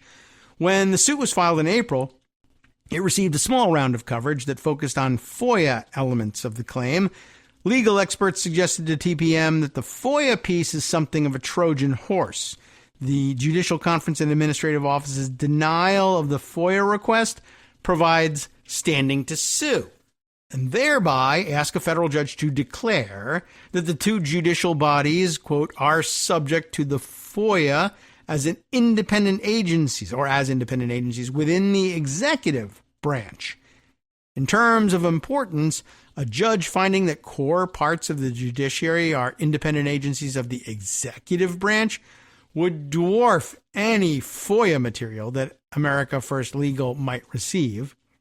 The lawsuit itself seems to acknowledge this. And in fact, actually, I would say the FOIA request itself seems to acknowledge this. How are they going to investigate the investigation into Thomas and Alito? By asking the Administrative Office of the United States Courts for any information it has pertaining to either one of two Supreme Court justices. How are you even supposed to comply with that? And even if you did, of what use would any of it be? Anyway, at one point, the lawsuit, by the way, seems to acknowledge that the executive branch designation would dwarf any FOIA materials or the value of any FOIA materials. At one point, in language channeling that of a protection racket, America First Legal observes that, quote, federal courts rely on the executive branch for facility management and security. Federal judges, as officers of the court, need resources to fulfill their constitutional obligations. And here, wink, wink, you might not get it if you go the wrong way. What's up next? New extreme for an old theory. There is, it says, a level of irony here. For years, conservative legal scholars have pushed the idea that power in the executive is unitary. It's not that old of a theory, though. granting the president the ability to exert direct control over all federal officials who carry out federal law. It opens the door to a level of presidential power that hasn't been seen until this administration, and which the Supreme Court may ratify this term. This lawsuit asks the judiciary to extend that logic to its own operations, potentially dealing a fatal blow to judicial independence. This argument reaches a provocative peak when it comes to the Judicial Conference of the United States. There, the Chief Justice of the Supreme Court can appoint members to committees. The lawsuit says that this means Roberts may, at times, fall under the president's power, for FOIA purposes, of course. Accordingly, if the Chief Justice does indeed have this power to appoint officers, then he must be acting as an agency head, subjecting the Judicial Conference to the FOIA, the suit reads. But of course, what they're really after is, can the president now hire and fire justices of the Supreme Court at his will? No confirmation necessary. Melissa Murray, a professor at NYU Law, pointed out that the suit raises a number of bizarre scenarios. If it makes it to the Supreme Court, does the Chief Justice have to recuse himself? She asked. It does seem like poking the bear, she added. As of this writing, lawyers for Roberts and the U.S. Courts Director have not appeared on the docket. If, in other cases, filed against parts of the judiciary, the Justice Department's Civil Division has appointed attorneys. The DOJ, which definitely is part of the executive, did not return a request for comment. The Administrative Office of U.S. Courts declined to comment. The Supreme Court also did not return requests for comment. This doesn't necessarily mean that federal courthouses will soon start serving Trump steaks, or that Kid Rock will be called on to provide filler sound during sidebar sessions, or for that matter, be appointed to the Supreme Court, I guess. Blake Emerson, a professor at UCLA Law, called the suit's claims, quote, outlandish, and said that if it somehow succeeded, it would grant the White House control over the means by which the judicial branch functionally operates. O'Connell, the Stanford law professor, described it to TPM as more of an attempt to tell a story about how much power they think the executive should have than a serious legal claim. There is no chance that this will prevail, she said. And you can, if you want, read the entirety of the lawsuit embedded in the TPM piece. Having read that, I think Marcy does a pretty good job summarizing what went on, but it does help it probably would have helped to have read it beforehand. But what can I tell you? There's a lot more that got woven into that narrative. And all right, I thought that was a good supplement, though, to her summation of the other two angles on this entire story. All right, so there's some crazy stuff coming up. What can I tell you? All right, one or two other stories that have been waiting in the background and which you should probably hear something about. I mentioned again on the way out the door from a previous show that Tina Peters was back in the news because Trump posted on Truth Social at some point, and I do think I parked this somewhere in Pocket, but it may be some time before I turn it up. But he eventually said that he was directing the Department of Justice to try to find some way for him to be able, essentially, to spring Tina Peters from jail. You remember Tina Peters is at Dane County in Colorado. She was the elections clerk, and she was one of the wacko 2020 election deniers, and she let somebody into the storage facility where they were storing the voting machines so that they could rip out the guts and take the hard drive and go do a forensic investigation to what they thought they were going to do was prove that, I don't remember whose machine it was, Dominion, I don't know, but they thought they were going to prove that the electronics of voting machines were manipulable and that they had rigged the 2020 election. And of course, nobody was able to prove any such thing because it didn't actually happen. But they were going to, but the whole point is that she let somebody break in and steal this stuff. And she, of course, says, I did nothing wrong because I was trying to prove or disprove, depending on who you're asking, the integrity of the election. So that's what a clerk is supposed to do. Not this way. And again, remember what the judge said, you're no hero, you're a charlatan. She's in jail. Trump posted, here we go. I've got the text of his, a screenshot anyway, of his Truth Social posting, radical left Colorado Attorney General Phil Weiser ignores illegals committing violent crimes like rape and murder in his state and instead jailed Tina Peters, a 69-year-old Gold Star mother who worked to expose and document Democrat election fraud. She did not. And Tina is an innocent political prisoner being horribly and unjustly punished in the form of cruel and unusual punishment. I read that in a document somewhere. I forget which one. Cracker Jack box, I think. This is a communist persecution by the radical left Democrats to cover up their election crimes and misdeeds in 2020. The same Democrat Party that flies to El Salvador to try to free an MS-13 terrorist is cruelly imprisoning, perhaps for life. No, it's a term.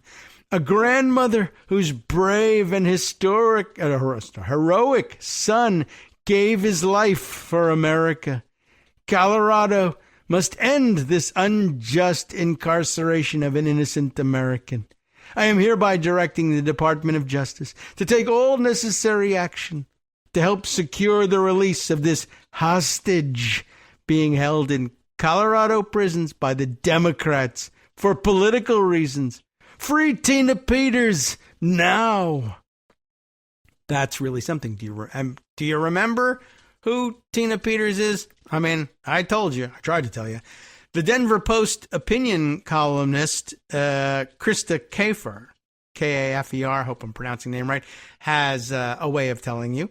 Her piece here, Trump's bid to free Tina Peters, like his rushed deportations, emphasizes his disrespect for due process. President Trump ignores due process for immigrants and the results of due process for election deniers. Isn't that something? Just they want the court proceedings to come out their way, and they want to be able to name the judges and confirm them themselves with nobody getting in their way. All right. Oh, it's Mesa County that she was clerk of. Okay. I don't know where Dane County came from. Where is Dane County? There's probably 10 Dane counties anyway. Is that Wisconsin, though? Anyway, former Mesa County clerk. It's 4 letters. I got the other 4-letter names for that county if you want. Anyway, Krista Kafer has to say here, what keeps us from jailing the innocent and freeing the guilty? Well, you know what? A little thing called due process. The government must follow established legal procedures when prosecuting crimes. People are entitled to formal charges, legal representation, the presentation of evidence, a jury trial, and other guarantees. The 5th and 14th Amendments to the U.S. Constitution make it clear no one can be deprived of due process. No one. Someone tell President Trump earlier this year when he told the press he doesn't know whether he's required to uphold these constitutional provisions, he wasn't kidding. Since taking office, he has denied due process and overruled due process with abandon. Now he's hoping to override a Colorado judge and jury and spring former Mesa County Clerk Tina Peters from prison. This week, on his social media site, it was a while ago now, he wrote, Tina is, you heard it, Tina is an innocent political prisoner being horribly and unjustly punished in the form of cruel and unusual punishment. No, this is a communist persecution by the radical left Democrats to cover up their election crimes and misdeeds in 2020. He then demanded the U.S. Department of Justice do whatever was necessary to release this hostage from prison. Such statements reveal a willful disregard of the truth of what actually happened on and due process, not to mention basic capitalization rules. Last year, a Mesa County jury, likely a majority Republican given the location, found Peters guilty on 7 counts for crimes committed while granting illegal access to a fellow conspiracy theorist to county voting equipment. It's important that they point out, I guess, or guess, that given the composition of the county, it's probable that a majority of the members of the jury were Republicans, just like we have to say now that judges are appointed by Republican presidents, and point out which one. This is meant to validate their decision, but with MAGA, it never works. They were bought off. They were brainwashed. They all voted not guilty, but someone rigged the votes and substituted ones with bamboo fibers in the paper. Anything could happen with these guys. All right. So, yeah, last year she was convicted of what? Granting illegal access to a fellow conspiracy theorist to county voting equipment. This was not a victimless crime, as I guess she claimed it was. Her quest to prove election fraud, which came up empty-handed like every other one, cost taxpayers $1.4 million, by the way, according to Republican County Commissioner Cody Davis. Earlier this year, Peters' lawyers launched, with the support of the U.S. Department of Justice, a bid in federal court somehow to free her. Remember, of course, she was tried and sentenced in state court. State crime was what was charged. A U.S. magistrate reminded her lawyers on Monday that federal courts cannot grant habeas petitions unless the petitioner has exhausted options in state courts, which she had failed to do. They have 30 days to show why their petition shouldn't be denied. Doesn't look good. But here's habeas again. Oh, I thought you people thought habeas corpus was so important. Now, as soon as a Republican needs habeas, no, you do it in state court. They know what a habeas petition is. Try it. But it doesn't look like she's going to win on that one. This attempt to free Peters was not unexpected. After all, Trump pardoned almost 1,600 people charged with assailing the U.S. Capitol on January 6th in an attempt to overturn the 2020 election results. I had been wondering all along, as he's pardoning all of them, Tina Peters, she's sitting in prison. But, of course, she's on state charges. Wink, wink. But guess what? He'll probably try to find a way around that. In Trump's words, those January 6th folks were merely patriots participating in a day of love who were being held hostage in a grave national injustice perpetrated upon the American, whatever that's supposed to mean, American people maybe. January 6th cost taxpayers $2.7 billion, according to the Government Accountability Office. Every dime spent securing justice was flushed down the toilet thanks to those pardons. When not overruling due process, as he did there, this administration is denying it. Multiple courts have halted the use of the 18th century Alien Enemies Act to deport Venezuelan migrants because of a lack of due process. It is quite likely that individuals innocent of association with the Tren de Aragua gang are now sitting in El Salvador's notorious mega prison, having been deported there without due process.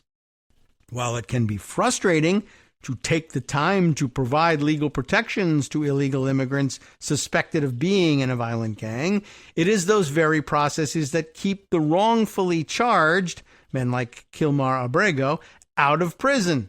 Abrego, a working man and father whose records show has never been charged with a crime in the U.S., denies allegations of gang involvement. A judge barred him from being deported to El Salvador in 2019, and the Supreme Court has recently ordered the administration to facilitate his return to the U.S. Venezuelans aren't the only ones being denied legal protections. Hundreds of young people on student visas have been detained and deported without due process. Tufts PhD student Rumeysa Ozturk had her student visa revoked merely for co-authoring an editorial in a student newspaper sympathetic to Palestinians. She was shipped off to a Louisiana detention center and held there for 6 weeks. Her lawyers are suing, of course, on First and Fifth Amendment grounds, and an appeals court just ruled she must be returned to Vermont. Some Americans may be tempted to wave off these injustices because they happen to immigrants rather than citizens. They shouldn't. A president who doesn't know whether he must uphold due process, especially one who routinely threatens to prosecute his opponents and free his convicted allies, should make everyone a little nervous. Okay, we needed an opinion piece to get in there in the middle. But the plain fact of it on its face is pretty ridiculous as well. He should have no power to spring her from state prison, but he may try and exercise powers he thinks he should have, but doesn't, in the way he did with Maine and the governor there, cut off federal funding for that state unless he gets compliance from them. He was sued by Maine and lost, but he'll, of course, maintain, well, that wasn't Colorado, so I don't have to listen. I'm going to make Colorado waste money suing to disallow my cutoff of their federal funds, or my claim to cut their federal funds off. It's everywhere, and I don't know. I guess there's one of the things about the way he works in court. They didn't say I couldn't do it again. You're supposed to extrapolate that from the language of the ruling, but I guess reading comprehension, not really up your alley. From netrootsradio.com, you have been listening to Kagro in the Morning with David Waldman. All right, that will wrap things up for our pre-recorded Wednesday show. We'll be back Thursday, tomorrow, with Craig Dworkin. And in the meantime, time now to hand things over to Justice Putnam, who indulged us with a little longer show today, and the West Coast Cookbook and Speakeasy next, right here on Netroots Radio. See you tomorrow.